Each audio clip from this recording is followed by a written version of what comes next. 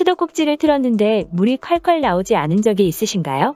우리나라는 연 강수량이 세계 평균보다 높고 비가 적게 오는 나라가 아니지만 2000년대 초반까지만 해도 우리나라가 물 부족 국가라는 잘못된 인식이 팽배했었는데요. 이는 한 민간단체가 물이용 효율이나 운영 기술 등과 같은 복잡한 요인들은 고려하지 않은 채 단순히 강수량을 인구수로 나누어 우리나라를 물 부족 국가로 분류했고, 유엔 산하기관에서 이 수치를 인용하자 해당 사실이 국내에 전달되는 과정에서 유엔이 우리나라를 물 부족 국가로 지정했다고 와전되어 벌어진 일종의 해프닝이었습니다. 유엔은 우리나라를 물 부족 국가로 분류하지 않고 있는데요. 실제 물 부족 국가들을 보면 비도 오지 않고 지하수를 먹을 수도 없는 실정이지만, 우리나라는 삼면이 바다로 둘러싸여 있음에도 수돗물을 식수로도 활용할 수 있고 강수량도 많아서 일상생활에서 물이 부족하다는 느낌을 전혀 받지 못하고 있습니다. 하지만 한국은 물 부족 국가라는 잘못된 정보 아래 한국인들은 물 부족 위기에서 벗어나고자 관련 기술을 개발하는데 노력을 퍼붓기 시작했고, 그 결과 현재는 세계에서 인정받는 기술력을 보유하여 물 부족 국가들의 환경을 개선하는 데 앞장서고 있는데요. 그러면 세계의 물 부족 현황과 우리나라의 업적을 사건들을 통해 자세히 알아보겠습니다. 현재 전 세계에서는 대략 10억 명가량이 식수를 구하는 데 어려움을 겪고 있으며, 물 부족 현상을 겪고 있는 나라들로는 아프리카 중부와 중동 그리고 동남아시아의 나라들이 있는데요. 이들 나라에서는 석유보다 비싼 것이 물이라는 말이 나올 정도여서 석유를 블랙골드라고 부르고 물을 블루골드라는 말로 부르기도 합니다. 특히 중동 지역은 기후변화로 인해 호수까지 마르는 등 물 부족 현상이 심화되고 있는데요. 관광객들이 수영하러 오던 인기 관광지인 이란의 우르미아 호수는 물이 빠르게 증발하면서 20년 만에 호수의 물이 절반가량 줄어들기도 했죠. 호수가 줄어들자 물이 부족해진 것 외에도 다양한 문제가 생겨났는데요. 물이 줄어들면서 염분 농도가 급도로 상승해 호수에 물을 공급했던 농작물마저 피해를 입고 있다고 합니다. 이에 이란과 요르단 등 일부 중동 국가들은 강우량 감소를 겪는 상황에서도 식량 자급자족 수준을 높이기 위해 지하수를 대용량으로 퍼올리고 있습니다. 하지만 비를 통해 보충되는 지하수의 양보다 더 많은 물을 사용하고 있기 때문에 결국에는 지하수가 고갈될 것이라는 문제가 제기되고 있는 상황이죠. 심지어 높은 기온과 지속적인 가뭄, 부실한 물 관리로 인해 중동 지역은 머지않아 사람이 살 수 없는 곳으로 변할지도 모른다는 우려까지 나오고 있는데요. 실제로 현재 이란은 50년 만에 찾아온 역대 가뭄으로 인해 극심한 물 부족과 단수 사태를 겪고 있고, 이에 삶이 피폐해진 이란 국민들이 반정부 시위를 일으켜 혼란이 이란 전역으로 확산하기도 했습니다. 또 다른 물 부족 국가인 요르단에서는 이미 국민들이 적은 양의 물로 생활하는 것에 익숙해져 가고 있는데요.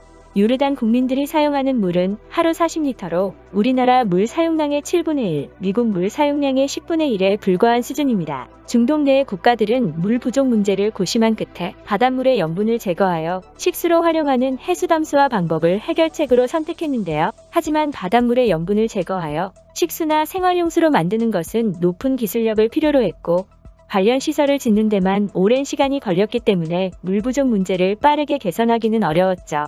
그런데 불과 몇십 년 전까지만 해도 해수담수화 기술 후진국이었던 우리나라가 뛰어난 기술력을 바탕으로 문제들을 하나씩 해결해 나가고 있어 중동을 경악시키고 있습니다. 2018년에는 아랍에미리트의 왕세자가 아랍을 공식 방문 중이었던 우리나라의 대통령을 자신의 사저로 초청하여 한국의 해수담수화 방법을 알려주면 좋겠다고 말하기도 했죠. 왕세자가 물 부족 국가인 아라비아 6개국의 미래를 걱정하며 해수담수화 분야에서 우수한 기술을 가진 우리나라의 협력을 제안한 것이었는데요. 기술 선진국들보다 후발주자로 출발해서 해수담수화 분야에서 무시받기 일쑤였던 우리나라의 콧대 높은 아랍 왕세자가 50년 만에 자존심을 굽히고 손을 내민 이유는 무엇일까요? 우리나라의 두산중공업은 1978년 사우디아라비아의 파라잔 프로젝트를 시작으로 국내 기업으로서는 처음으로 해수담수화 시장에 뛰어들었습니다. 이후 미국이나 유럽 등 선진국 일부 업체에서 독점하던 담수설비 설계 기술을 자체 개발하였고 기술 후발주자로 자리 잡았는데요. 그러나 중에 아랍에서 하루 23만 톤의 물을 생산하는 대규모의 해수담수화 프로젝트 의뢰가 시장에 나왔습니다. 무려 하루에 150만 병의 식수를 생산하고 수주 금액만 3억 3천만 달러에 달하는 거대한 프로젝트가 나오자 곧바로 세계의 유명 담수 플랜트 업체들이 관심을 보였지만 44개월 이상이 걸리는 공사를 1년 반 이상 단축하여 26개월 만에 끝내야 한다는 발주처의 말에 세계 담수 플랜트 업체들은 불가능하다며 손을 내저었는데요. 이때 기술 후발주자였던 한국의 두산중공업이 26개월 만에 해낼 수 있다며 아무도 생각하지 못한 계획을 내세워 해당 프로젝트를 수주했습니다. 두산이 생각해낸 계획은 초대형 증발기를 2개에서 4개의 모듈로 나눠서 출하하는 기존 방식 대신에 한국 공장에서 증발기를 완전 조립한 다음에 현지에 공급함으로써 공사기간을 단축하겠다는 것이었는데요. 당시 기술 후진국 취급을 받던 한국의 기업이 44개월이 걸리는 공사를 26개월로 단축할 뿐만 아니라 축구장 크기만한 거대한 증발기를 옮긴다고 하자 아무도 믿지 않고 코웃음을 쳤죠. 그러나 한국인들은 발주처가 제시한 기간보다 무려 5개월가량이나 일찍 공사를 끝내버려 다른 기업들을 충격에 빠지게 만들었습니다. 한국에서 제작된 축구장만한 초대형 증발기가 배에 실린 채 아랍으로 온다는 소식에 아랍에미리트 아부다비 항에는 수많은 인파가 몰렸었는데요. 초대형 증발기가 배에 실린 채 항구로 들어오는 광경을 직접 눈으로 본 많은 사람들은 믿을 수 없는 현실과 놀라운 기술력에 경악할 수밖에 없었습니다. 이로써 두산의 원 모듈 계획은 대성공을 거두었는데요. 세계 최초로 시도한 원 모듈 공법을 통해 당시 동급 규모의 프로젝트에서 최단 납기라는 신기록을 세웠고 완전 조립으로 생산하였기 때문에 조립 과정에서 발생할 수 있는 불량을 줄임으로써 품질 또한 향상시킬 수 있었던 것입니다. 해당 프로젝트는 후발주자였던 두산중공업을 해수담수화 시장에 떠오르는 유망주로 만들어준 동시에 메이드 인 코리아 제품의 우수성을 알린 위대한 한걸음이라는 평가를 받고 있죠.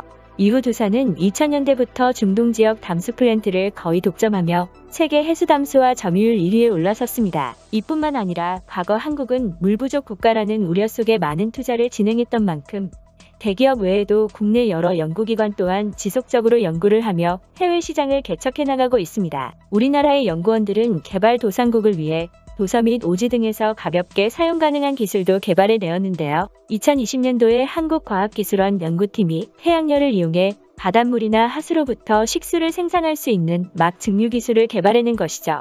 이 기술은 수증기만 통과할 수 있는 소수성이라는 분리막을 이용한 것으로 바닷물을 가열한 뒤 걸러진 수증기를 식수로 활용하는 기술입니다. 기존 역삼투압이나 막 증발 기술이 햇빛이 풍부한 지역에서만 가동되고 면적도 매우 넓어야 하기 때문에 일정 규모 이상의 인프라에서 활용되었던 기술이라면 막 증류 기술은 인프라가 부족한 저개발 국가나 오지 지역 등에서도 쉽게 활용할 수 있어 물 부족 국가에서 이슈가 되고 있습니다. 특히 수소성을 활용할 경우 해외 파병 지역이나 야전군 주둔지 등에서도 식수 공급이 가능해지기 때문에 물 부족 국가 이외의 나라에서도 관심을 보이고 있는데요. 기술 후진국이라 불렸지만 불가능을 가능으로 만드는 한국인들의 위대한 도전 정신을 바탕으로 선진국이 되어가는 우리나라의 모습이 정말 자랑스럽습니다. 그러면 오늘 이야기는 여기까지 하도록 하겠습니다. 시청해주셔서 감사합니다.